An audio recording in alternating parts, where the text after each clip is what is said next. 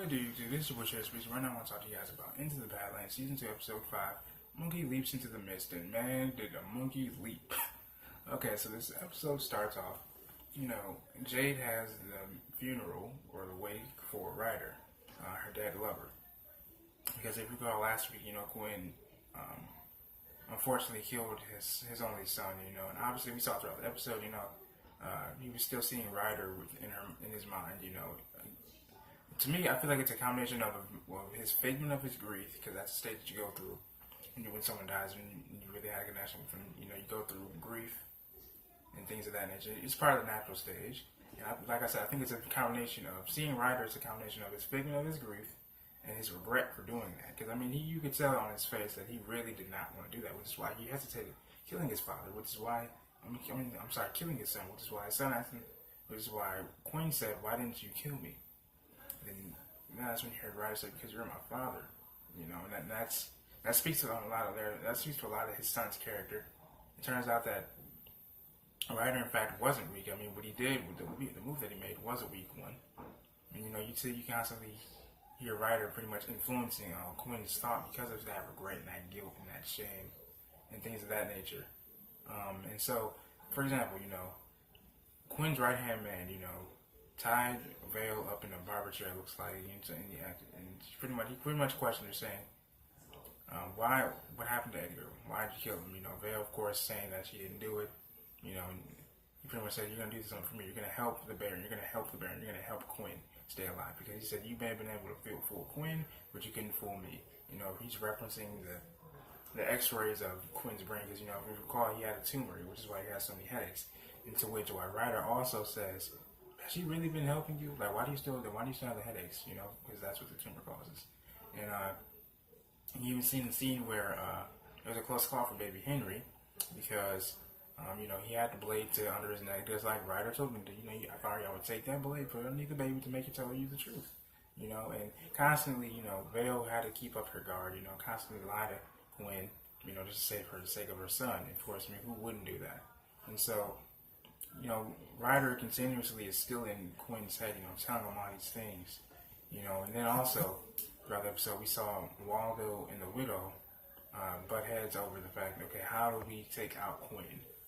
Because last week, there was a big bloodbath, as Nas told Sonny and Baji as they were at Nas's place, and Nas ended up being an unusual, awful character, and being running some sort of brothel for dolls, as he calls them, prostitutes.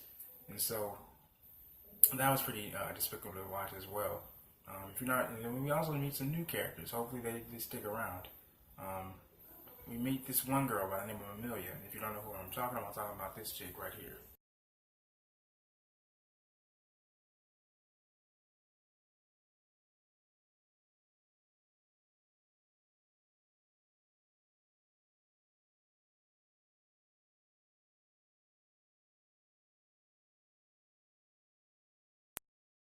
Yeah, see that little angel right there?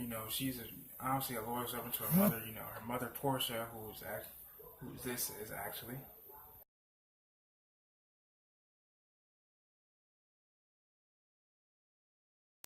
Okay, so yeah, we see two new characters, Amelia and Portia, into which Sonny throws down with Nas and his crew, because Nas again is a really unusual character, really sick, vile man, because he wants to sell Amelia into the doll system, pretty much the prostitution system.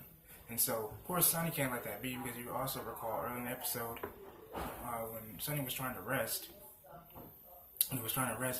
Portia comes in there as a doll, as a prostitute to please Sonny, that whole brothel kind of thing, for the brothel system. Now, Sonny, of course, didn't go for that, because he has a lady, as he told Amelia, "Hey, I have someone already, and I have a child. I'm trying to get back to them." Pretty much is the reason why he escaped in the first place. So, again, and then Portia says, "The only way, I don't want this life for my daughter. We need to get out of here." So she asks Sonny, "Kill Nas. That's the only way we can escape." Again, that moral dilemma that Sonny's having, he's turned over a new leaf. He does not want to go back to killing anyone for hire. None of that. He's turned over a new leaf. He started clipping people a long time ago. He turned over a new leaf, and then yet again, I'm sorry. Sorry for the starter. Yet again, someone wants for him to kill someone for hire. which is against his moral code now. So him having to fight, I mean, it was just good that he took a Batman approach, you know, knock down all the Nas's people and stuff like that, and they were able to drive away.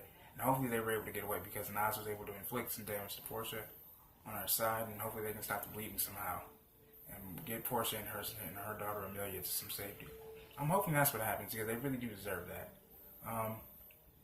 As the episode began to end, you know, we see Quinn, you know, battling that regret and shame for killing his own son, and then also we hear his ex-wife actually, you know, Ryder's mother say, "Okay," with Jane, she's like, "Okay, you can go attack Quinn, but I'm gonna be one that kills him," you know, that kind of thing, because you know the son's dead because of him, you know, makes a lot of sense, right? And so they end up going to his compound, you know, on the eastern side of the river and things of that nature. So unbeknownst to them, though, they don't know that Quinn placed a bomb. So when they got near the door, they opened it, boom, and everybody gets brushed back. You know, that whole thing happens.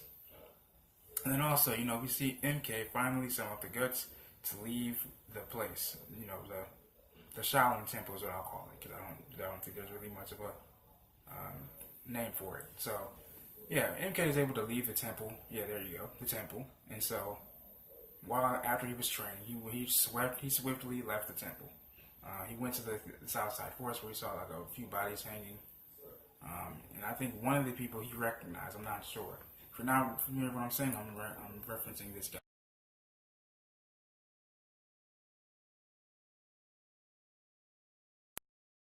Yeah, so it looks like that guy was of significance to MK. I'm not really sure. He probably killed him back in the day when he was in the fit of rage with his gift.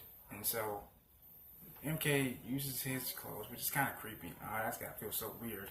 So he uses that person's clothes to escape. He buries the body. So we'll see what's up with him next week, as well as Sonny and Baji as they escape Nas's reign.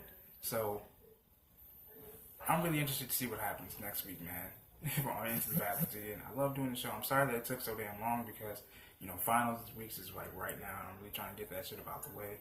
So I apologize for uploading so late, but I look forward to it, guys. This is your boy Sherry Speaks. Make sure you guys. I'm sorry. Before I even say anything else, the Widow and Waldo decided that they're gonna do things their way. The Widow actually wants to join forces with Quinn to knock off the other barons, which is against Waldo's creed, of course. You know, he wants the Widow to gain some leverage with the other barons to take out Quinn, so then that way he can leave them both on the square level. But she doesn't want to do things that way because, as the Widow said, your way got us into this, almost got me killed, so we're gonna try it my way.